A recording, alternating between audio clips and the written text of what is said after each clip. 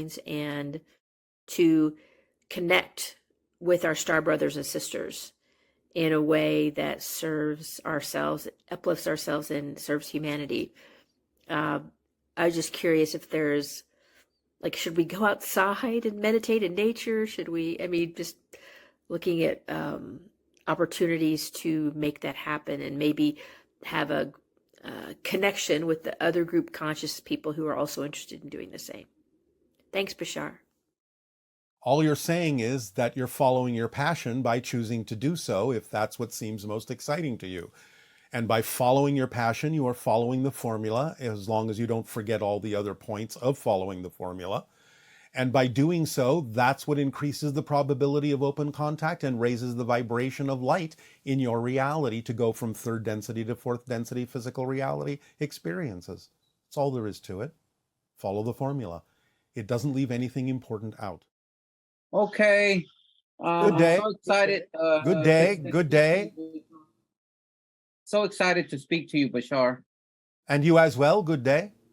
Good day. I have 3 questions for you. Yes.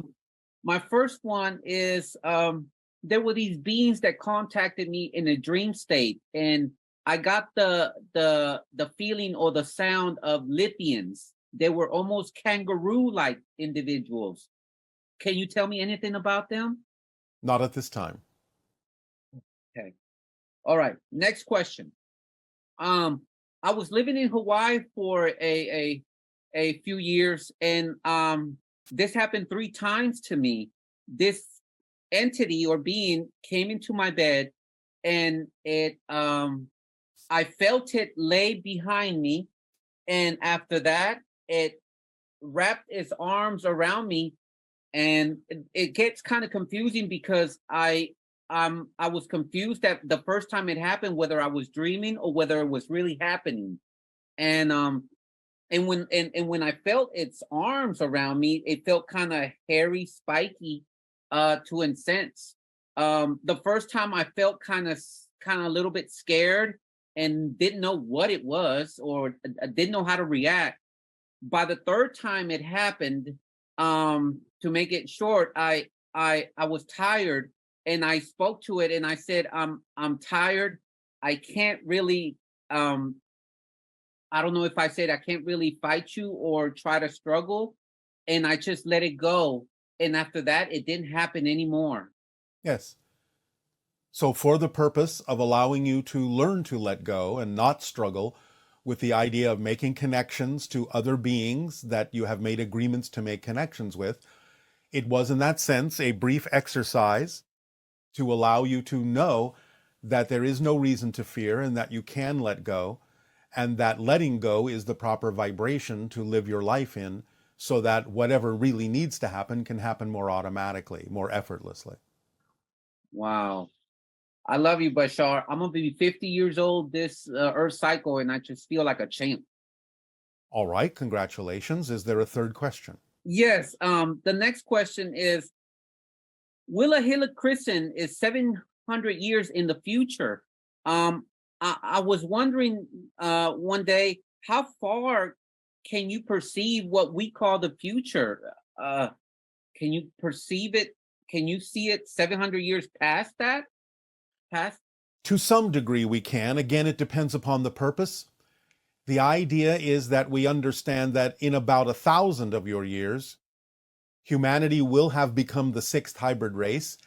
And in a sense, overall, you will be done with the idea of incarnating on Earth.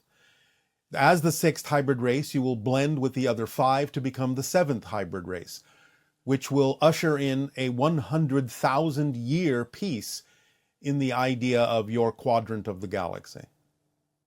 Wow, amazing. Amazing. Those are my 3 questions, Bashar. Thank you very much. I really appreciate you, and I love you so much. Our unconditional love to you as well. Aveo. Aveo.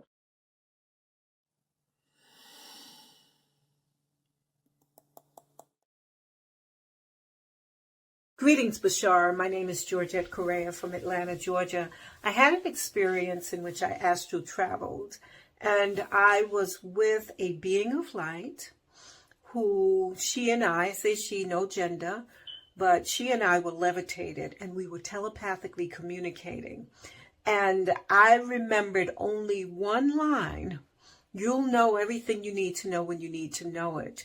And she said that because as I was being drawn back to my physical form, I started to forget. And I could literally see a veil closing in front of me as I was being pulled to my physical body.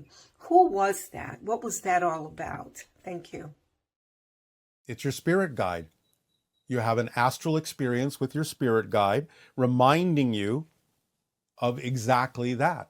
You have this ability, you have this power, you have the ability to move forward. And by simply going back into the physical reality, you symbolized it as literally the closing of a veil. It's an interpretation of densification of energy and crystallization back into the physical reality level of consciousness. So it's just a way of interpreting going into a denser vibration. But that was your spirit guide, giving you a little bit of an astral education. Bashar, Good day. I am very grateful to have another opportunity to interact with you. Thank you for making yourself available in this way. It is our passion and our pleasure. What would you like to discuss? I would like to test the information that I could channel for a friend regarding his abduction experience. I don't care if I'm right, but I care about being of help to him. And so this is what he experienced in his own words. I saw a 5.5 foot tall insectoid being with 4 antennae, 2 from its head, 2 from its cheeks. It was dark brown, black in color, had huge eyes, and somehow sent coercive energy to make me comply through the antennae. In an interview, he describes to find himself in a cave where there are also humanoid-looking beings and where he's looking at a vast array of screens that all played different androgynous images that were very vibrant in color and that were moving very fast from right to left. He was receiving information from the vertices between these fast-moving images. Could you please help him make sense of this and tell us what the scar from his encounter, which sometimes changes color, represents? Yes. You are looking at a point in the history of the Greys, before they became the Greys, where they had understood they needed to become the Greys, mutate themselves in that way in order to reclaim their heritage and allow their culture to be perpetuated, whereupon they hired what most people on your planet refer to as the mantis beings, the insect-like beings, to be the overseers of this program of hybridization that would allow their culture to survive. But at a certain point, they were underground in what you call tunnels and caves to protect themselves from the damage they had caused on the surface of their planet, their version of Earth, in another reality, and were now at this point in what you have perceived, deciding exactly how to move forward, how they were going to change themselves, how they were going to become a unified hive mind, in a sense, becoming somewhat androgynous, losing certain abilities, so they could regain certain abilities in the creation of the hybrids, such as my civilization. This is what you were perceiving as that moment in their history. Thank you. Yes. Us interacting with each other is building this beautiful container for unity consciousness on this planet. I find myself in the state of loving it and of integrating my divine masculine and divine feminine, my reptilian and my Pleiadian, my Orion and Sirian aspects, balancing the 2 brain hemispheres and evolving the global mind. Yes. I am what I am, and I love it. I don't do time wars. Life is too precious not to live in alignment with creation. And my question and request is there anything that the Interstellar Federation would maybe please like to share with the MUFON Symposium this year, which is titled Aliens, Friend or Foe?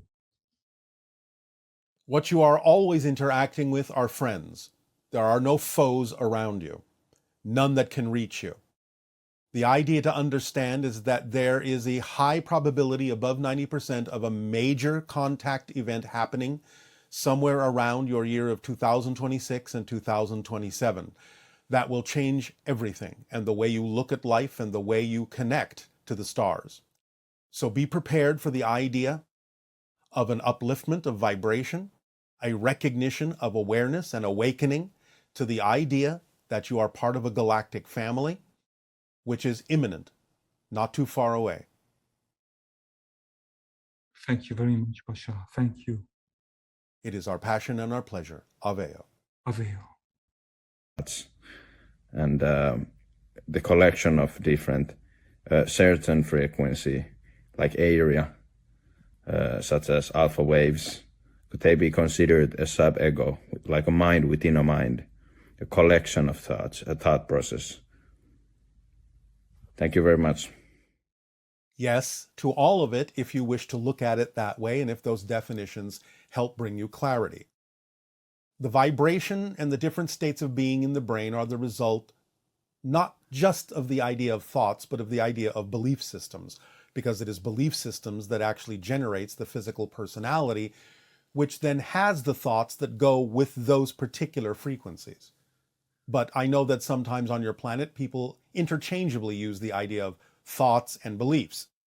But it is really fundamentally what you really believe to be true that generates the frequency state that you're in.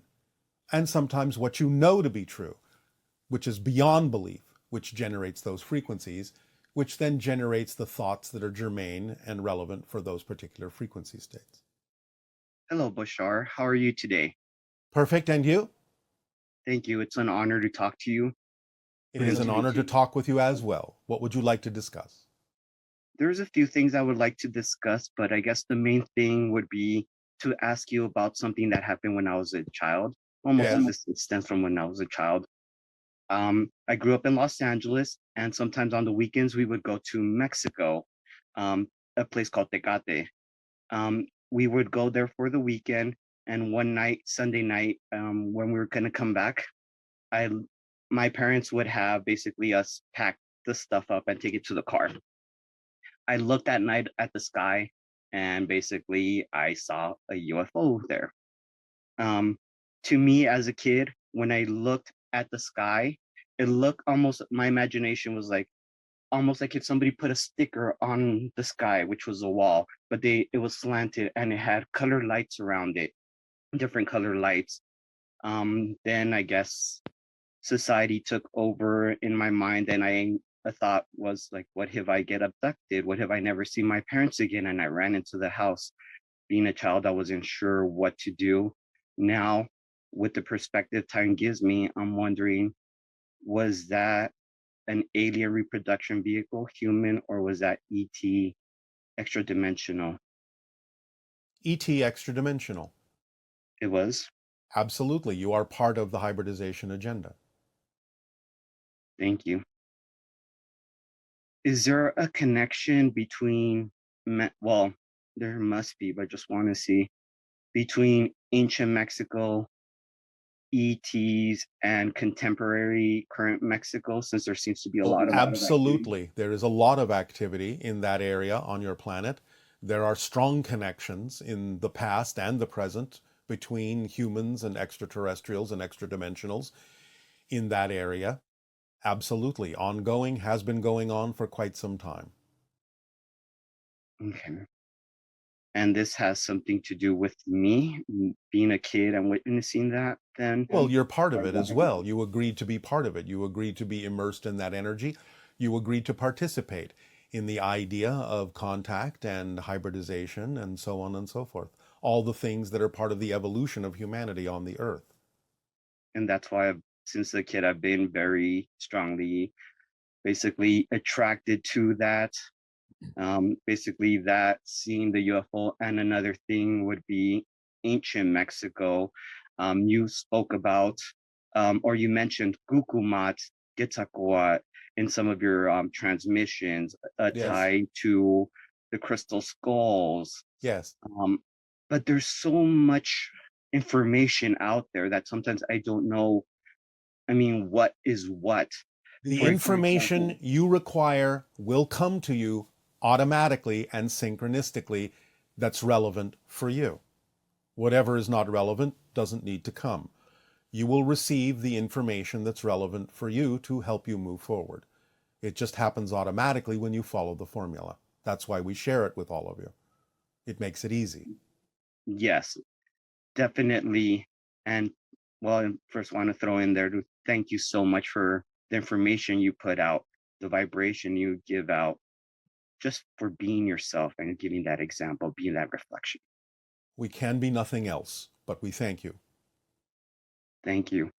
I had a question about basically a couple of scholars that I've read about. They both are tied into work in Mexico.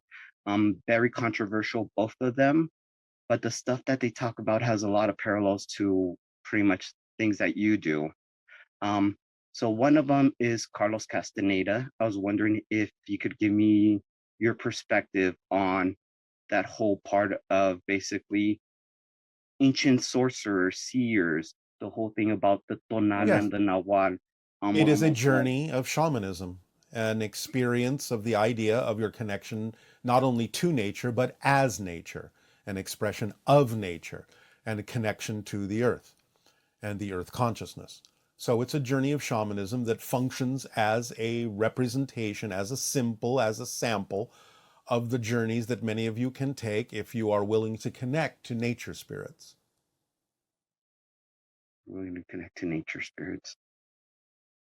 Would water, bodies of water, rivers, lakes, oceans, is that a strong connection with with nature that I think that you I know can the answer to follow? that.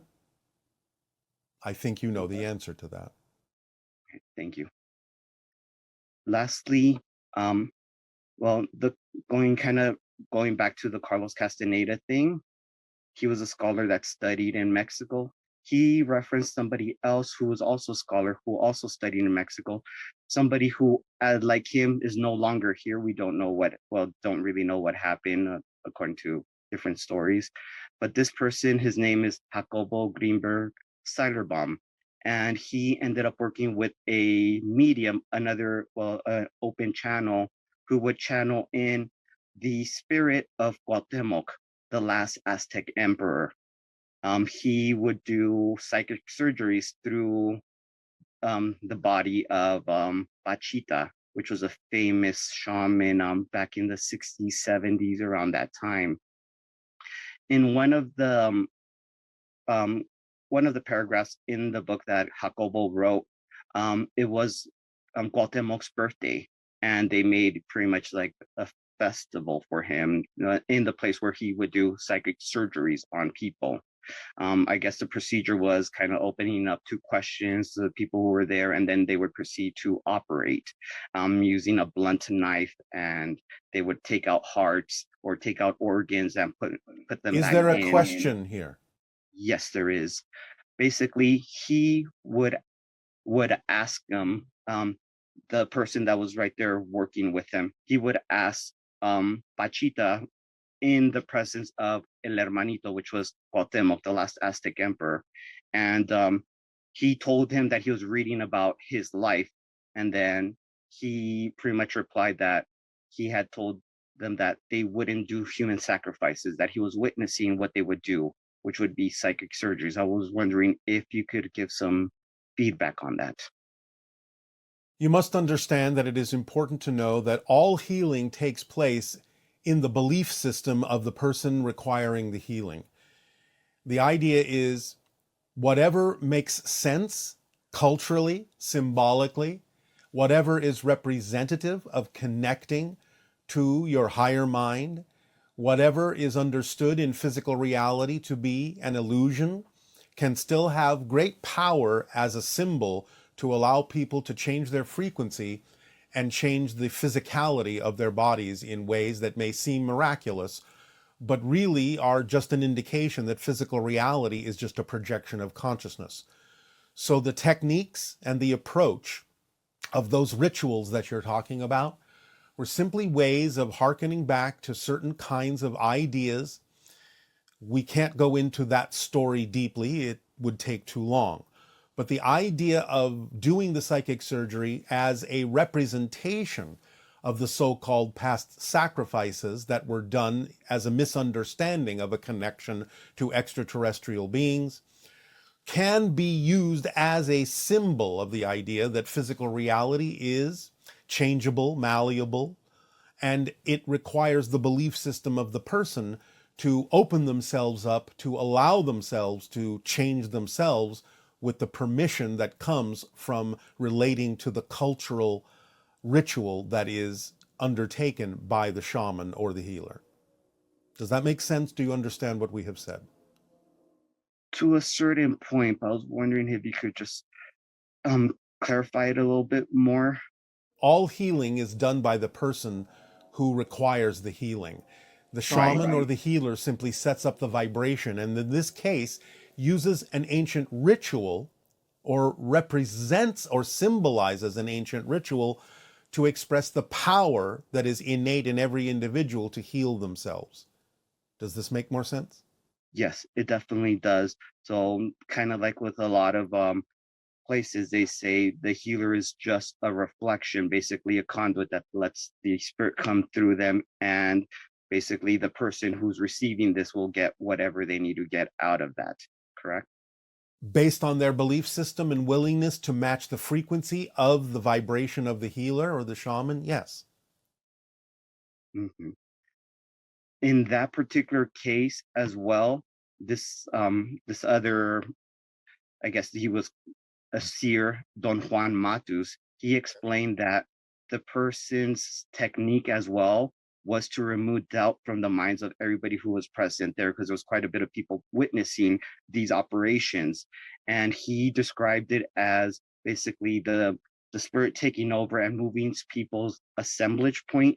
It was some kind of energetic configuration that they would see. Yes, we understand. Again, people attracted to that idea are willing to let go of certain limiting belief systems, moving their so-called connection or assemblage or agreement point to the point where they understand that more is possible in physical reality, because physical reality is nothing more than a projection of their consciousness.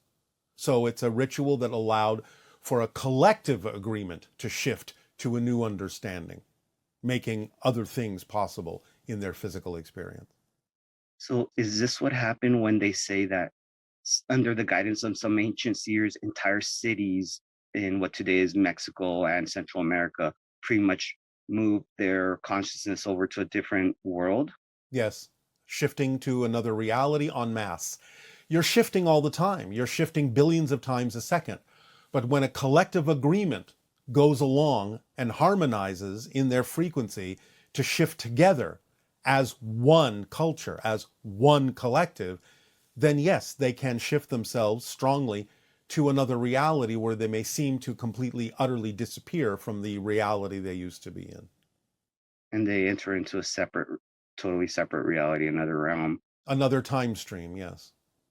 And is that what we're doing right now with this time of change? To some degree, yes, you are. Lydian prism that you were mentioning Yes, to me? yes, yes, it's all connected. It seems like that. You will wind up on a different Earth and eventually no longer experience those that are not of the compatible vibration of the reality that you have shifted to. And like you mentioned, we do this billions of times already, but it looks like the collective guides us to a certain place. Your choices guide you to a certain place based on the frequency that your choice results in. There will be those that will join you in a similar kind of reality, but there will be those that won't.